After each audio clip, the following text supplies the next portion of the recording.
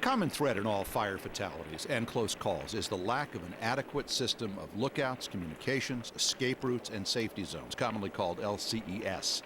Together, these four components provide an integrated, well-organized system for evacuation control, communication, and coordination. This chapter examines each of these components and explains how to set up an effective LCES system. The first component of LCES is lookouts. Lookouts observe the area surrounding the fire to recognize and anticipate changes in fire behavior. They provide ongoing updates on the fire's location, direction, and speed. As these change, lookouts provide an early warning that can help save your life. Thus, it's important to know where your lookouts are and to maintain communication with them. There are situations where law enforcement should post their own lookout for safer evacuation procedures. For example, when roads and terrain restrict evacuation to only one way in and out, or when officers could become trapped by a sudden change in fire behavior, or where spot fires might start from falling hot embers carried aloft by strong winds. In all of these situations, it is essential to receive advance warning of changing conditions in order to escape before it's too late. Posting your own lookout at critical points in each evacuation setting provides an invaluable safety net. The second component of LCES is communications. Before entering the evacuation area, it is imperative that everyone know the assigned communication sources, resources, and frequencies. A system of open communications should be established both up and down the chain of command, as well as laterally with adjoining agencies. Also keep in mind that during a major incident involving multiple agencies and resources, you may be instructed to use plain talk to enhance the effectiveness of radio communications.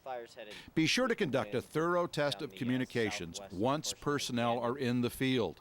This will uncover any dead spots or equipment problems and allow time to resolve them before they become life-threatening. Everyone should know what plans and controls are in place to provide regular updates on the fire at specific times, or to provide unscheduled updates in case of a sudden change in the fire's behavior. Most importantly, there must be a communications protocol for checking personnel in and out and accounting for their location and well-being. Lives can be lost searching for someone who simply failed to check in or out according to required procedures. The third component of LCES is escape routes. Always ask yourself, if things go bad now, where will I go? Hopefully, you planned your escape route before deploying to the field. However, things can change. Roads can become blocked or washed out. Or you can end up in a different area. Always check your map book and have at least 2 escape options in mind. If you can't, then establish a lookout to avoid becoming trapped. Continually assess and revise your escape route plan as you change location, as the fire's behavior changes. Keep yourself updated on its location, its speed, its direction.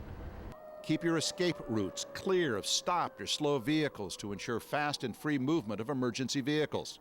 And remember, the best way to avoid becoming trapped is to make your decision to leave the minute things start going bad. The fourth and final component of LCES is safety zones.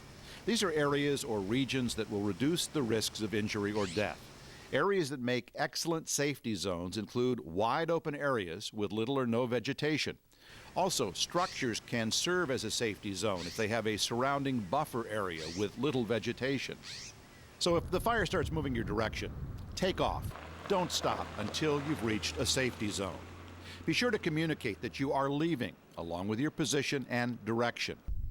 A properly established LCES system saves lives and makes your evacuation process faster and smoother. Put it in place before you enter the field, and you'll reduce the risk for all involved. This concludes Chapter 4.